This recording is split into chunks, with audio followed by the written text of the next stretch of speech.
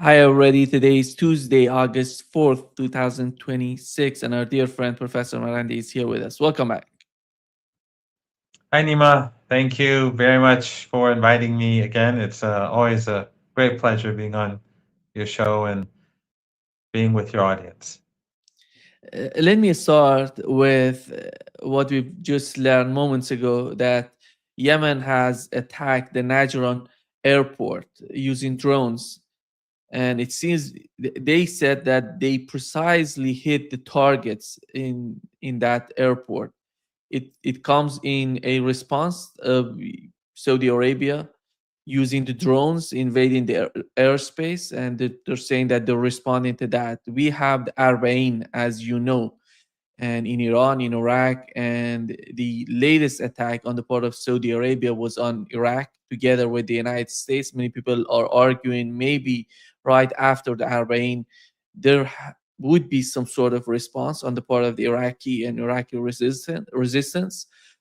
And what is the situation between Saudi Arabia and Yemen and together with Iraq? Well, I've advised your viewers on multiple occasions and on different shows about reading the book Resistance by Alistair Crook. And I think it says a lot about the culture of resistance. And of course, going to Tehran by the Leverets. But Arbaeen is a very important day for people to understand. I think is very to understand this is very useful. It's the 40th day after the anniversary of the martyrdom of Imam Hussein in Karbala, when he stood up against the tyrant of his era in defense of the oppressed and the marginalized. And he refused to bow down, and his household, they were martyred, and his family was taken prisoner, and his sister, when she was imprisoned, she was resilient and spread the message of resistance. So Ashura is a very, very important day in the Iranian calendar, and Arba'in, being the 40th day after the anniversary of Ashura, is a very important day as well in Iran, in Iraq, in Lebanon, and across the axis of resistance, and Yemen. And and there's a walk that happens every place, as many of your viewers probably know, in that goes to Karbala from different Iraqi cities, and millions of Iranians go every year. And in Iran, they have this walk in different cities. In Tehran, we had a huge crowd from a square, Imam Hussein Square in central Tehran, all the way to the south to Shah Abdulazim. Now,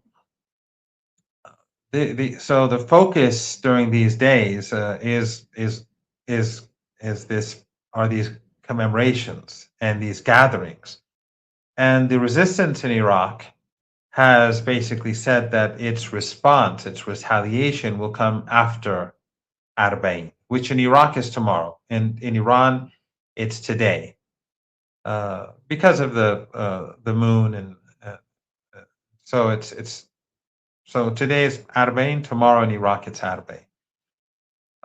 So the Saudis have to be very concerned about what happens in the days ahead, because they and the Americans together bombed Iraqi Popular Mobilization Forces, and these are part of the Iraqi armed forces. What is often said in the Western media, they're not Shia militia. I was with them when I and a couple of other Iranians were with them when they liberated um, parts of northern Iraq, and in particular Arbil, and and Mosul, and the,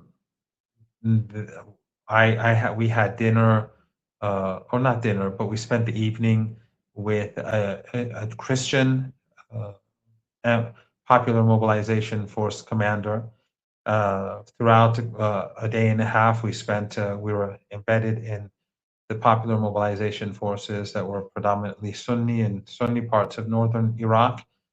So it's an Iraqi force. These are not Shia militias. These are linked to all those uh, assets that were bombed by the Americans and the Saudis belong to the Iraqi government. They belong to the Iraqi armed forces, and they murdered a number of Iraqis plus 5 Iranian trainers. So after Arbain, the Saudis are definitely going to be uh, much more concerned and worried about the response. And also, since 5 Iranians were killed, uh, there is there's a lot of anger in Iran. The Saudis have sent a message to Iran actually claiming that we did not even participate in the airstrikes. So they're saying that the Americans did it. But when the airstrikes were carried out, that's not what they said. So the Iranians are looking into this to see how credible this claim is by the Saudis. But it obviously shows how worried the Saudi regime is about the future. And remember, Saudi Arabia, Nima, its name is called Saudi Arabia. It's named after a family, the Saud family. That is not an entity that people are going to sacrifice themselves for, a country that's named after a family. But anyway, and also we have Yemen, which carried out a strike today against the Saudi regime, striking, from what I've just heard before coming onto your show, a radar installation. So, which means that they're preparing for future attacks, obviously. But in any case, there is relative quiet in the region, but events could, the events in the days ahead could be very different from the relative quiet that we see today. I mean, Iran struck Kuwait, as you know, and Iran struck a couple of ships near the Strait of Hormuz to enforce its command and control in accordance with MOU. So a lot of things are not happening, but these are all significant, and they do show that the axis of resistance is what Trump would like to say, locked and loaded. And after Arbain, it's probably going to be even more so. And of course, we saw Trump's threats again last night. Apparently, he had heartburn, or his dinner didn't go down well with him. So he was again out angry and warning that Iran, they have to have an agreement with the United States within the next 24 hours or so. But Iran is not going to negotiate with the United States. That's not the plan. Dr. Araghchi, the foreign minister, he is in Iraq as we speak, in participating in the Arbaeen walk, and the others are all in Tehran. So there are no negotiations with the United States. And the negotiations with Oman are only about the Strait of Hormuz, nothing else, and how to manage the Strait of Hormuz. But the Iranians have said very clearly to Oman that we will have full supervision over everything that happens. In other words, there cannot be 2 corridors, one managed by Oman, one managed by Iran, where they can choose which one to use, and so Iran would not know who's coming and who's going. That's not going to be an option. So either they do it together or it's managed by Iran. But in any case, Iran has to have full knowledge of what sort of ships want to pass through the strait, and of course, there will be a fee for each ship that wants to pass through the strait. What is your understanding of the because Donald Trump said at the last moment he has decided to cancel the attack on Iranians. You see Israeli media saying that they were prepared to do everything. They're somehow disappointed with Donald Trump, what he has done, canceling the attack. On the part of Iranians, we've learned that they are prepared for the attack. They're prepared to respond. What is the message from Donald Trump? He's talking about, just tweeted, he said that 2 ways of coming out of this, making a deal or total surrender, which is not something new from Donald Trump. What does deal mean, in your opinion, when it comes to Donald Trump? What does he want from Iran that it was not mentioned in that MOU, that document Well, that was signed by two sides? he doesn't want the MOU, obviously, but that's the only thing that's on the table.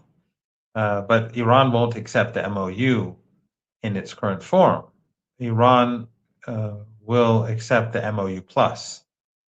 And so, for example, Yemen, Gaza will be more bold in the negotiations. The issue of the siege on Yemen has to be resolved. The ceasefire in Gaza has to be resolved. Although, the problem with Gaza is that regional countries, as you know, went to Egypt, Sharm el-Sheikh, and they basically endorsed Trump. The leaders of Muslim countries in the region and other countries beyond the region, they went and endorsed Trump and his fake ceasefire, and they basically allowed the Israelis to occupy well over 50% of Gaza, the Israeli regime. And since the ceasefire, we've had probably well over 1,200, maybe 1,300 murders by the Israeli regime. The last couple of days were particularly bloody. I think the day before yesterday, 8 children were among the people who were slaughtered in Gaza. So there's no ceasefire. But thanks to the leaders of the region who, it's well known, and anyone can go and look and see who was there, who went and endorsed Trump and who whitewashed Trump and who became guarantors of supposed guarantors of this ceasefire. And they praised Trump in the written document. It makes it more difficult for Iran to make demands with regards to Gaza because these countries effectively force Hamas to accept the ceasefire, and they endorsed Trump. So Gaza is an issue, but Iran is going to be more harsh when it comes to the Gaza issue. And as I said, the issue about Yemen will have to be resolved. But also, Iran will demand certain things up front. For example, I mean, again, I'm speculating, but Iran's stolen assets will have to be released. This because we saw in the MOU, Trump basically was not serious, as we expected. He was not serious in implementing the MOU, and he carried out none of his obligations except for lifting the siege, basically. But that was for his own selfish gains. It was because of the shortage of energy. So, Trump is not going to gain anything through threats, and he's not going to gain anything if he does carry out his threats. It is quite possible that, because it's Trump, it's quite possible that he will do something crazy and that he will launch major attacks on Iranian critical infrastructure. Even though he backed down 5 times at least in recent weeks, but nothing is impossible with this person in the White House, and especially with the Zionists and the Zionist lobby constantly putting pressure. We see how how online and in the media, how active they are demanding all-out war and all-out destruction. I mean, these people are they're worse than Nazis. They speak about Nazis. They go far beyond them. They're open and they're very open about their views. They're genocidal and they're open about their genocidal behavior. And while journalists in the West like to deny that this is a genocide like Piers Morgan, they're basically doing it for the sake of the Israelis because they are under the influence of Zionists. They're under the influence of the Zionist lobby. Hundreds of thousands of people, Nima, have been killed in Gaza. It's not 80,000. Those are the bodies that were handed over to the hospitals, the Ministry of Health. But hundreds of thousands of people have died because of illness, a lack of medicine, The Israelis won't allow in food for people who need a particular diet. They don't allow them so that these children, these infants would die. They do it on purpose. They don't allow medicine in for people with diabetes and all these other illnesses so that people die. The objective is to cut down the population. I mean, these are monsters that and creatures that are unique in human history because they're doing it in front of the eyes of the world. And those people who facilitate it, those people who cover for it, they are equally evil. They're just as evil. They're enablers of this genocide. But that's why the world has turned against them, and that's why the world looks upon them with such disgust. So Trump may actually carry out these attacks against Iran. It's not impossible because look at what these people do in Gaza and get away with it. You see demands for assaults on Iran, a major assault on Iran coming from the Zionists or from former generals or people who are linked to power, or journalists, or people who make the case for war against Iran. But Iran is prepared, and Iran is not going to back down. Some people get upset when I say this, but the axis of resistance is unique, and the culture of the axis of resistance is, and there's nothing similar to it in this region and across the world. And it's that culture that makes these countries, these entities, so special. Whether it's Iran, Yemen, uh, or Lebanon, or the culture of resistance in Iraq, they will not forsake Palestine, and they're making huge sacrifices, but they'll not forsake Palestine, and they will not appease the empire and allow it to remain the hegemon of West Asia. So, come what may, the Iranians will remain in charge of the Strait of Hormuz. Um, Perhaps Trump will use some deal between Iran and Oman to claim some sort of victory, but have no doubt Iran will not do an agreement with Oman that concedes Iran's authority and Iran's status over the entire strait. But I don't think he'll do that. I think that Trump is incapable of finding a way out of this. The fact that he comes out every couple of days and makes new threats basically traps him. It prevents him from seeking or from being able to use any potential off ramp. There are off ramps that he could use. He could pull back and claim victory and say that he's done tremendous damage to Iran and brought its, that sort of nonsense, destroyed its nuclear program, destroyed its military infrastructure, its navy, its air force, and Iran is on its knees. And he could talk nonsense and then walk away, and his cult followers will probably continue to support him as long as the U.S. economy doesn't collapse, which, it's going down pretty fast. But as long as he is able to, maintain some minimum in the United States, I think his cult following, they don't care what he does. They'll just follow him no matter where he goes and what he does. So, but he won't do that. And the Zionists won't let him, his ego won't let him, his stupidity won't let him, in my opinion. But we'll have to wait and see. So he's trapped. He's trapped himself. But we'll have to wait and see what happens. One of the reasons that he somehow backed down is the way that Iran can retaliate. And the retaliation, let's assume Donald Trump is preparing for war, the way that he was talking about, I'm attacking power grids, infrastructure, I'm going to destroy everything in Iran. And then later on, he said that Saudi Arabia, all these Middle Eastern countries, together with Iran, they're calling him and begging not to attack Iran. And was there any sort of call, any sort of talk between Iran and the United States before Donald Trump canceling the attack? Iran somehow begging the United States or telling the United States something. What was that?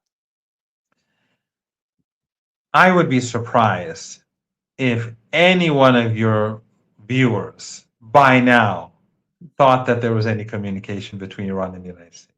because your viewers are obviously people who know what's going on, and I'm not offering a great deal of knowledge to them. Many of them, I'm sure, if they were on your show, they could say all this, everything that I'm saying, probably, and they'd be able to add some things that I wouldn't know or be able to remember for this show. So of course not, definitely not. There is no communication, and the this is not the first time. It's he's been making this claim so many times that it's just boring listening to him. And I don't even think his cult following believes it, but they'll just follow him anyway. That 30% or 32% or 33% of the American public who are MAGA, uh, he can. What was it that he once said many years ago? He said I could shoot someone on Fifth Avenue, and my supporters would continue to support me. That's how they are. He said that I think in 2000, about almost a decade ago, I think. But it's true even today. So it doesn't matter if he's lying or not for them, unless the ship begins to sink. And I think, Nima, the situation is dangerous. Look at what's happening in Japan, and all of these things are linked to the crisis. I mean, people wonder why the price of oil has not gone up so much. Part of it is manipulation, of course. Part of it is this is not the we have to keep an eye on the spot market, what the real oil costs. But also the issue is that there's a huge shortage of refined oil because of all the damage done, and because the Strait of Hormuz is closed, because of the attacks on Russia, because of the Chinese preventing exports. So the shortage works at multiple levels, and of course there are other uh, you know uh, products that come from the Persian Gulf that are going to create huge damage that we are creating huge damage that we're not seeing yet. Helium, fertilizers, or we're not noticing. We know they're happening. It's already causing inflation, but people don't notice the link. But the events in Japan, I think, are very dangerous. Uh, red light. It's a red light that's flashing, I'm sure, for Trump's team. But in any case, no, the Iranians are going to continue to remain steadfast. The Iranians are not going to relinquish the Strait of Hormuz, come what may. If the United States launches an all-out war, Iran will fight that all-out war, but Iran will not uh, give up the Strait of Hormuz. That's just a final decision that's been made. If the United States decides to do something big in Iran, what would be the Iranian? Because recently, in the last 2 days, 3 days, everybody was asking what would be the Iranian response to that sort of attack. Who's going to be the target, and what are the targets on the part of Iranians? Well, Fars News Agency has pretty good access, and my advice is for your viewers to join their Telegram channel and to translate their. I don't know if they have an English Telegram channel. I'm sure they do, but the Persian one is obviously more detailed. But I'd look at their translations if they're that interested in keeping up with events. If they're not, I mean, your show is more, is quite good in your different guests, and uh, but if they want like the details, then they should like daily details, hourly details, minute by minute details, like General Rezai's interview that you alluded to last night. They can go to like the Fars News Agency or Tasnim or the others. But Fars News Agency put out this list of refineries and oil and gas installations across the Persian Gulf that would be the initial targets, and they were key assets of Saudi Arabia and the others. So that was basically that they are well connected. And I'm not saying that that is the only list, or but it's sending a message that look, we're going to destroy everything you have. If you target our electricity, we'll target your electricity. Because, first of all, the United States has a presence in all these countries. And the United States continues to have a presence in Kuwait, contrary to what they're trying to imply. They have a strong presence in Bahrain, contrary to what they're implying in the media. And they have a strong presence in northern Iraq. They moved some things around, and some key assets were removed from these areas. But they have a strong presence. No one should have any doubt that think that they just left the region. That's nonsense. So,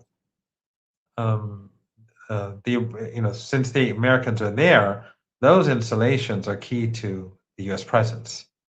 But also, so if there's no electricity in Kuwait, U.S. forces in Kuwait or U.S. forces in Qatar or in the Emirates or in Saudi Arabia, they won't be able to maintain a presence. I mean, they can use, some. They can stay around using their own capabilities for a while, but it's not sustainable. You cannot just,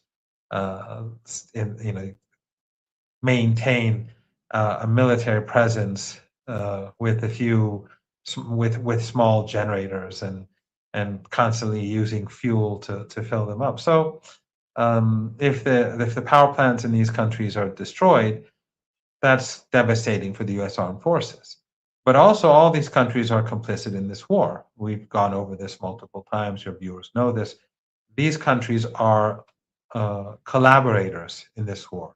At the beginning of the war, they were willing collaborators. They thought that they were on the winning team. They made a bad choice. They were on the losing side. Now, they may grumble today and beg Trump not to continue the war, but they haven't kicked him out of their country. They haven't kicked the American forces out. Grumbling, but allowing the Americans to use their territory to fire rockets and missiles, or to bomb Iran, or to refuel fighter jets. That's war. That's an act of war. So if Trump does carry out the threat, as we've discussed before, the Iranian response will be decisive. And whether it's in these countries or the Israeli regime, all-out war will mean that Iran will treat the Americans very differently. And we already see how precise Iranian missiles and drones are. Ever since the United States restarted the war, we saw how devastating Iran's drones and missiles are. And there's no ceasefire for Iran. After the United States stopped, Iran struck them. And in Kuwait, they're still striking them. And in northern Iraq, they're striking their proxies and probably U.S. assets too. You've said that Saudi Arabia is sending messages telling the people that they're not behind the attack on Iraqi government, on the part of the Iraqi government and the Iraqi army. If, in your opinion, are they getting to the point to understand that there would be no deal in the West Asia without considering the total removal of the siege on Yemen? For example, Yemen is so important. They know, I assume they're under tremendous pressure because of the Strait of Hormuz, together with the el-Mandeb, the way that Yemen is controlling everything. We've seen in recent days how they just block everything, that goes in and comes out. And are they getting to the point to understand that and to put their differences aside, or maybe normalizing the situation with Yemen?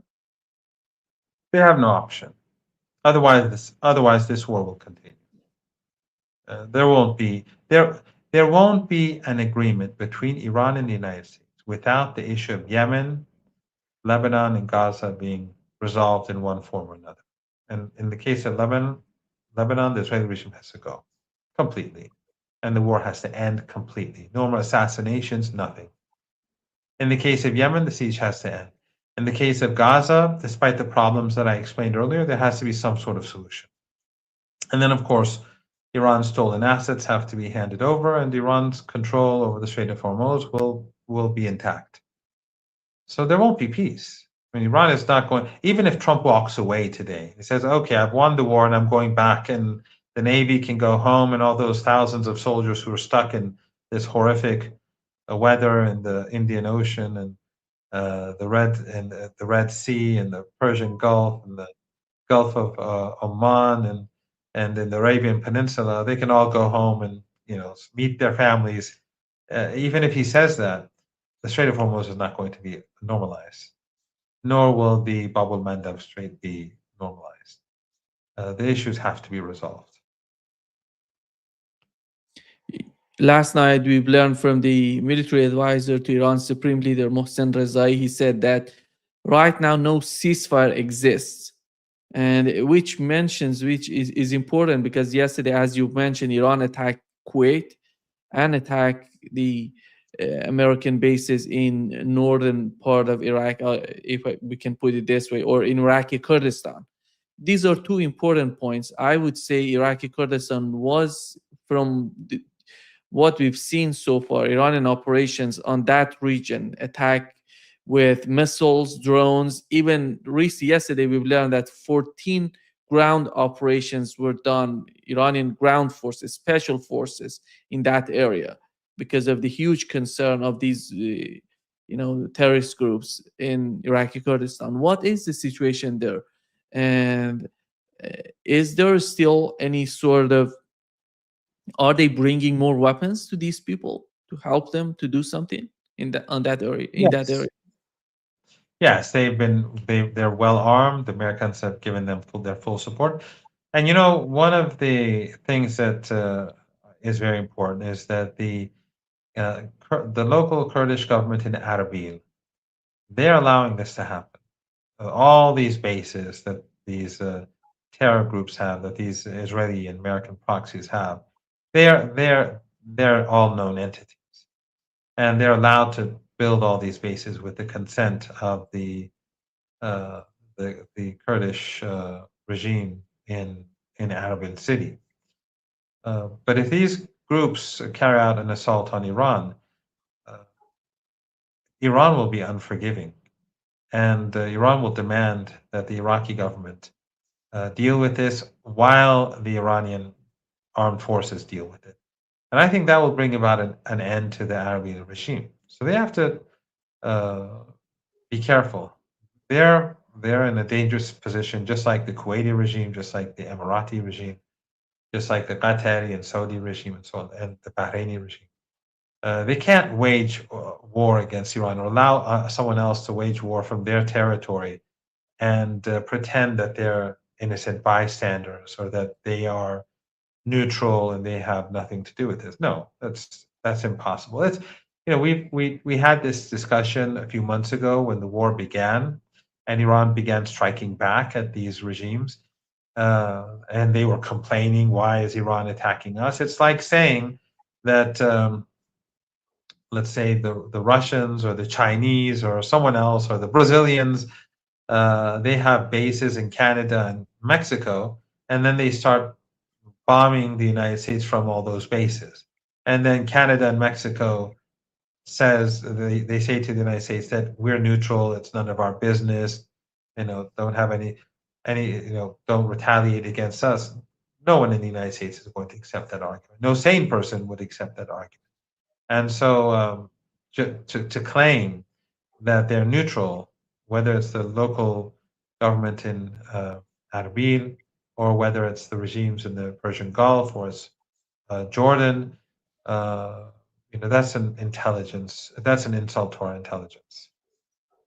Yeah. The other point that was mentioned by Mohsen Rezai says that under no circumstances will we allow a second corridor to be opened in the Strait of Hormuz. And even if an American warship tries to pass through, will hit it. And this is the point right now in the ongoing negotiations between Iran and Oman. I know that you're not totally aware of what's going on, but from your understanding, from your point of view, and it's going to be two routes in going in and getting out, and which are both of them are they're going to be controlled by Iranian forces. Is that the concept? I can't speak of the detail because it's ongoing, and I'm not up to speed on the details. and it could have changed. But what is important is that the Strait of Hormuz will be fully controlled by Iran, or fully controlled by Iran and Oman. But it's not going to be Iran controls one part of the strait, Oman controls another, and Oman can do things without Iran's knowledge, or vice versa, or at least let's say Oman. No, let's not include Iran in this. Oman cannot do things without uh, you know, without Iran's knowledge. That's not going to happen. The strait from um, beginning to end will be fully monitored by Iran, fully controlled by Iran. Nothing will happen in the strait that runs against Iran's interests. No ship can pass through without Iran having consent. All ships will have to pay a fee, no matter what the structure is with regards to the strait, of the management of the strait. Yeah. Benjamin Netanyahu said that the Middle East is no longer what it once was. Iran is no longer what it once was. It has been subjected to very strong blows. It still has capabilities, but look at the past month, it hasn't fired any missile at us.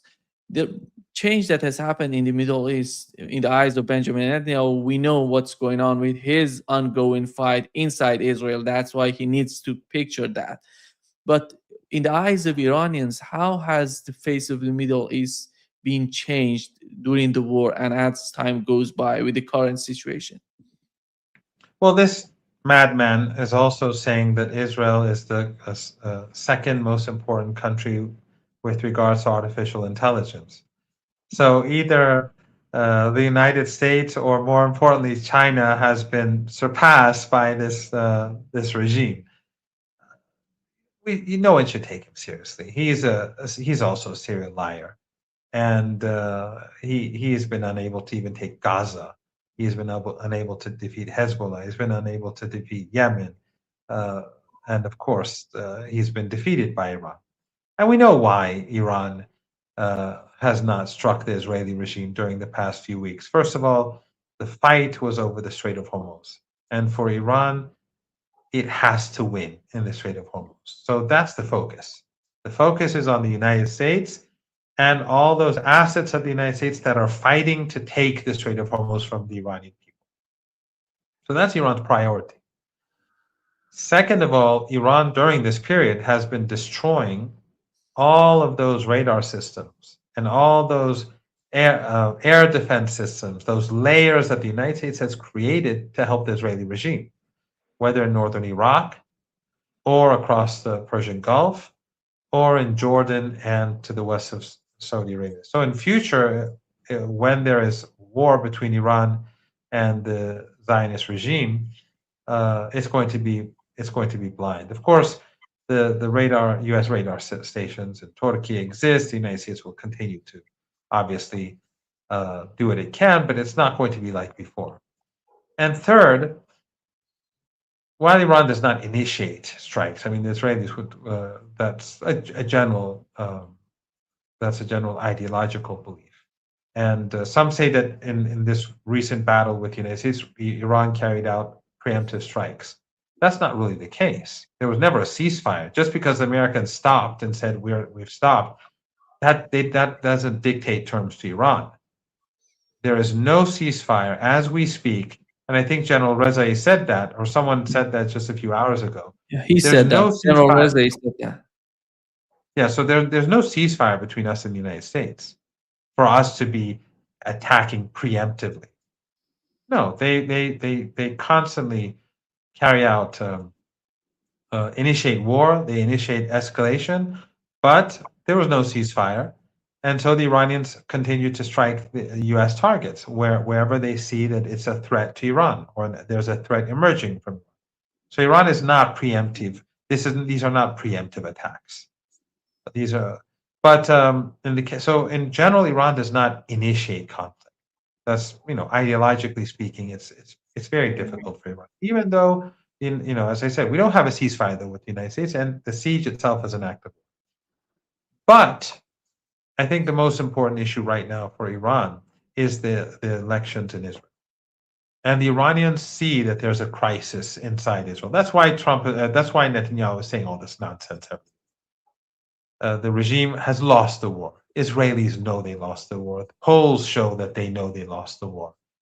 But Iran wants to see this crisis play out over the next few weeks. If the Israeli regime strikes Iran, and that's possible because Netanyahu wants to escape this quite plausible defeat, then Iran will hit very hard, much harder than during the 40-day hot war, much harder, so that the population of the Israeli regime recognizes what Netanyahu has done to them. But I don't think that Iran wants to start it because it could cause this, people to rally around Netanyahu. Not that his opponents are any better; they're all genocidal. It's a genocidal people. It's clear as day. But seeing Netanyahu struggle like this is a good thing. So Iran will wait to see what the regime does, but the regime lost.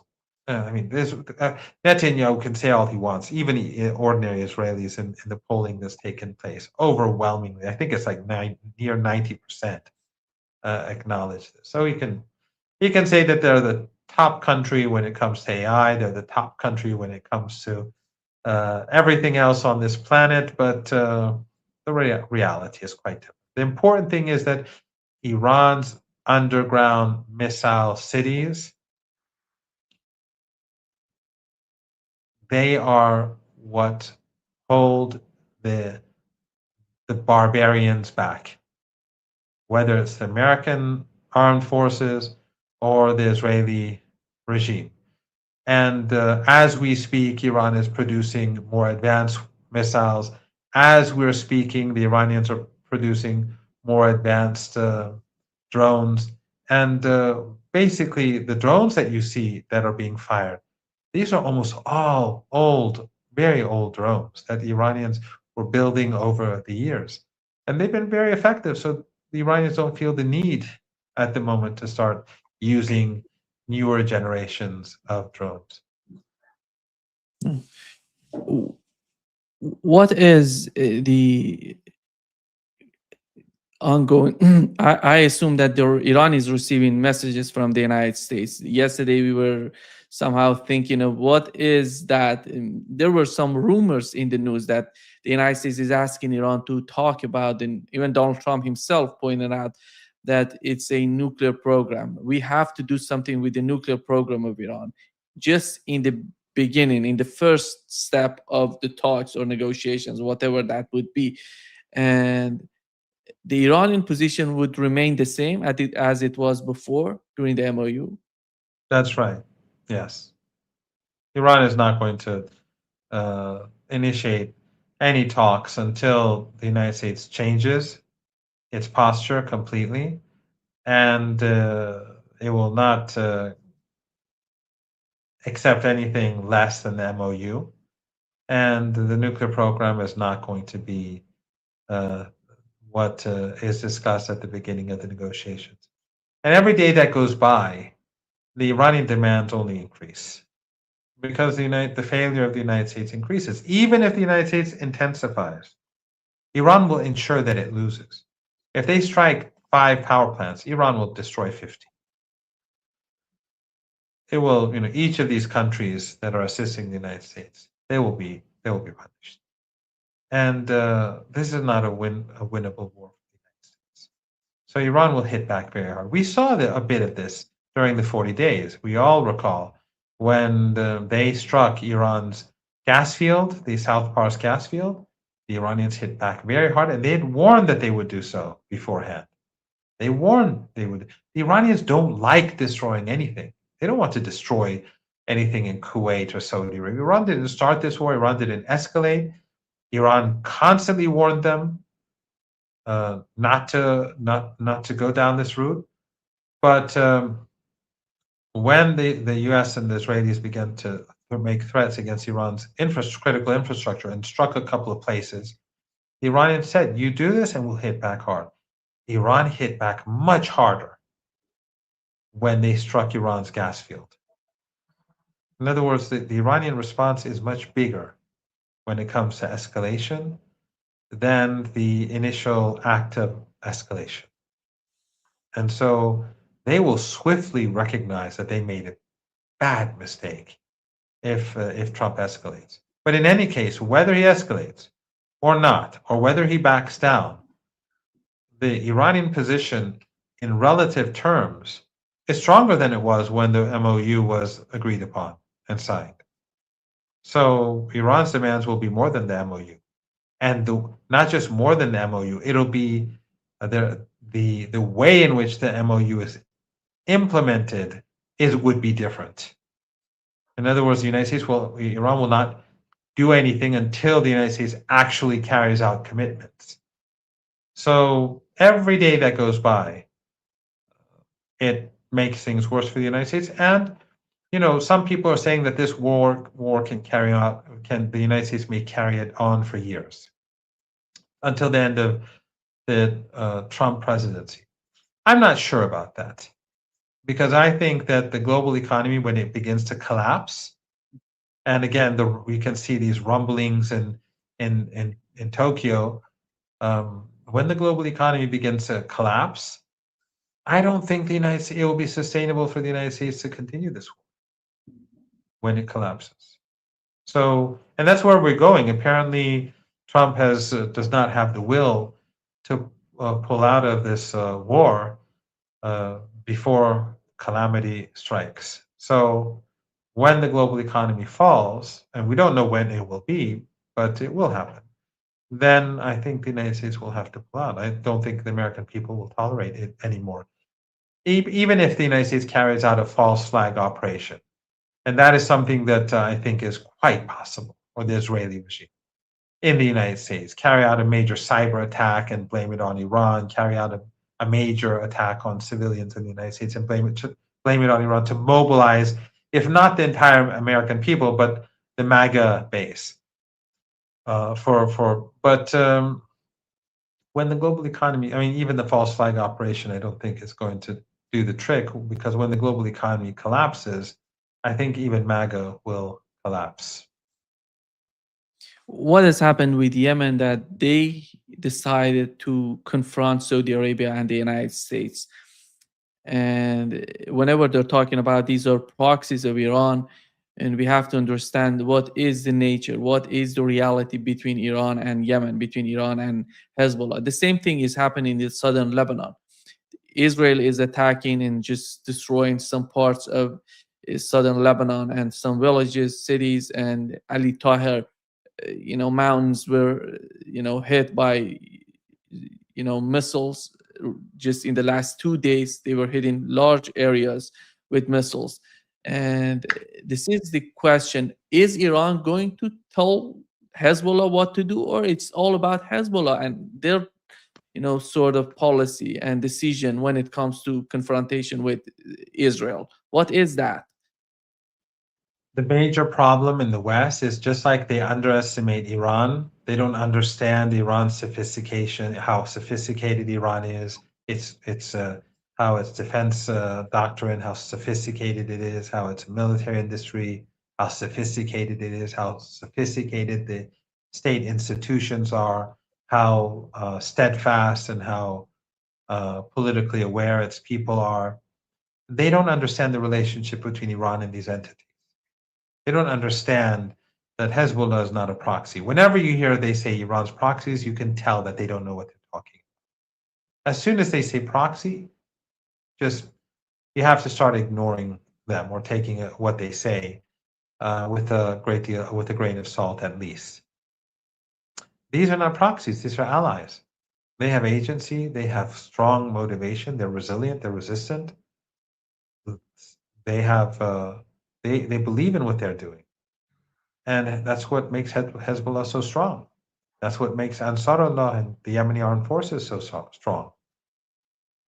Lebanon will be liberated. First of all, there won't be a deal between Iran and the United States without these changes taking place. We already discussed this.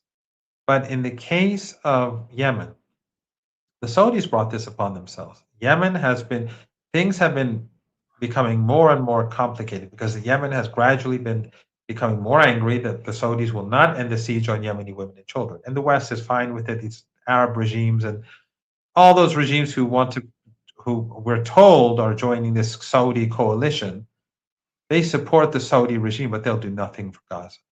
That just that says everything. That says more than enough for each and every one of their apologists. But all those regimes who allegedly are joining this coalition, if this is true, they want the Saudis to be able to continue to enforce a siege on Yemen, just like Gaza. So, again, it just tells us who they are. It's really unforgivable. But, and it will fail. Yemen will not be defeated by any Saudi coalition, which would be a sub-coalition, a subordinate to the Epstein coalition. And I hope no country in this region really takes part in this. The Saudis may be lying. We'll have to see what happens in the days and weeks ahead. So I don't want to accuse anyone, because just because the Saudis have named them, that doesn't mean anyone has joined. But in any case, the point is that Yemen has been increasingly angry and saying that this is intolerable. But the Saudis, when they bombed Yemen's Sana'a International Airport, that was the straw that broke the camel's back. And they bombed the airport as an Iranian passenger airliner was landing because they wanted to enforce a siege on Yemen. So they enforced a siege on the sea and by air. That's barbaric, and they've been doing it for years. Yemen said after this airstrike that enough is enough, and they began striking back. Then the Saudis went and bombed the port. First they bombed the airport, then the port. Why? Because they want to isolate Yemen to prevent food from coming in, to prevent the industry to grow. They want to make people miserable. So now Yemen is saying, okay, you make us miserable, we'll make you miserable. And this is the best time to do it. The Saudis initiated the conflict, and the Strait of Hormuz is closed. So that makes their closure of the el-Mandeb all the more effective, because the Saudis have no options. So Yemen is determined to end the siege, and that's Iran supports it completely. Iran's position has always been that, look, the Saudis, it's been telling the Saudis to find a solution with Yemen. It's the Saudis who refuse to do so because they're determined to make Yemen submissive to Saudi Arabia. It's not going to happen, especially with Ansar Allah. It's impossible.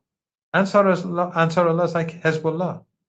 They're not going to be supported. We saw that along with Hezbollah and Iran, that they were the only entity that supported the Palestinian people, and they paid a huge price. The Americans attacked them, waged war against them, and failed. They're not going to be subordinate to Saudi Arabia. Is Iran seeking dominance in the region as an outcome of this war, or something else is happening in the mind of Iranians?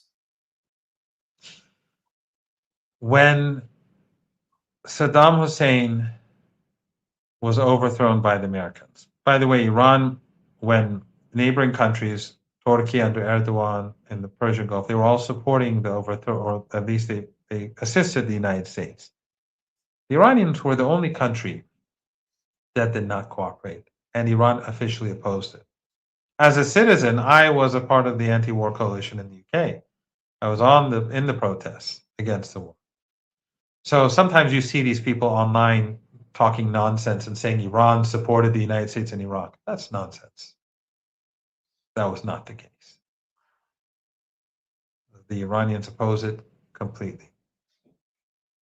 But Iran took that opportunity to undermine the United States. All of those Iraqis that were in Iran encouraged to go back into Iraq and to gradually undermine U.S. authority there, and they were successful. So, but when Saddam fell, Iran could have said, okay, we're going to take control over this territory or that territory now that Iran, in compensation for Saddam's war against Iran. Did Iran do that? As we speak, Nima, I don't know right now because of the strikes on Iran and some of the problems Iran may have with electricity and natural gas. But I mean, at the moment, we don't lose electricity. But there some problems exist, so exports may be more difficult.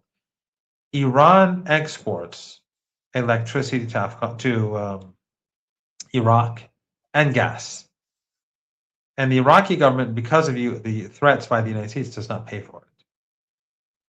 So Iran, despite all the sanctions, is helping the Iraqi people.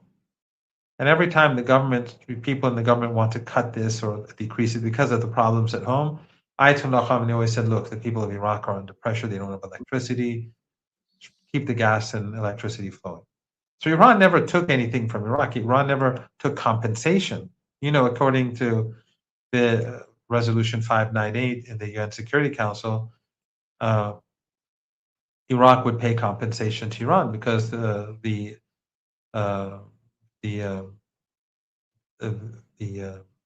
UN Secretary General said that Iraq was the aggressor. But Iran never took anything from Iraq and actually helps Iraq. Iran many of its young men were martyred in the fight against ISIS and the liberation of Iraq. So Iran has no ambitions, but the West likes to project their own characteristics on Iran. Iran has no bases in Yemen. Iran has no economic ambitions in Yemen, nor in Lebanon, nor in Afghanistan. I mean, one of the interesting things, and I've said this before, I don't know if I've said this on your show, but in Syria, Iran fought against ISIS and Al Qaeda, and rightly so. And so these, like the Saudis and the Qataris and Erdogan and the Emirates and their propaganda machine, they would say this is a sectarian war. The Iranians are supporting. Iran never cared about Assad. I mean, Assad's wife was Sunni, but Iran didn't care if he was Alawite or Sunni, or Shia or Christian or Druze or Kurd. It didn't matter to Iran. The issue was that the Americans were opposed to him. He was no saint. His government was wasn't a government that was ideal to Iran, but it was like in Cuba. Iran supports Cuba. Iran supported Venezuela, and hopefully one day the Venezuelans will rise up. But Iran supported Syria because of the U.S. empire, the Zionists trying to undermine it. So it's a war against the empire. Iran sacrificed for Syria. It didn't gain anything, but it wanted to keep the axis of resistance strong. So those people who were saying this is sectarian, they were talking nonsense. What's the evidence? I often say Bosnia, for example, Iran saved Bosnia, Sunnis. But most importantly, in Afghanistan, and this is something that Iran, the Taliban, when the first generation of the Taliban, they were brutal and they were genocidal, and they slaughtered Iranians in Mazar Sharif, and they slaughtered minorities. But after 9/11, and when the U.S. went and overthrew Al Qaeda, and then back then I thought, in Iran, everyone thought that Al Qaeda did 9/11 and it was just them, and they took claim for it. Years later, gradually emerged that the situation, 9/11 was much more complicated than that. And I think probably Iran's reaction would have been very different if they had known that. And anyway, I back then I used to ignore people who would say that 9/11, those people were dancing in New York and all those other things. I mean, people should go and watch Tucker Carlson's documentary on 9/11, and they'll know that it wasn't just these people. I mean, these tools were used just as they were used in Syria, just as they were used in Libya, and so on, but it wasn't just them. So in any case, in Afghanistan, the first generation of the Taliban were brutal, but after the Americans took over, a new generation came. And even though Iran has huge differences with them over women's rights, over schools and education, but in any case, Iran began supporting them. Who got angry with Iran? Many Tajiks, the Persian speakers, many Shias, many Uzbeks, those who are victims of the Taliban. or who were, but Iran was saying that the chief evil is the empire, whether it's Syria, whether it's Iraq, whether it's Afghanistan, whether it's Palestine, wherever, whether it's in Venezuela, whether it's in Cuba, it's the empire. If the empire is defeated, all these issues can be much more easily resolved among the people. So Iran supported the Taliban. So, if anyone says, here, why did Iran do this? Iran did the same thing in Afghanistan. So, no, Iran doesn't have any ambitions beyond its own borders. Its borders are big enough. It's big enough, and there's enough mismanagement in this country as it is. It's managing this. They're not doing a tremendous job in managing the economic and social and cultural affairs of this country. It's not an ideal situation. So Iran has more than enough territory. I mean, it has exactly what it needs, and that's how it will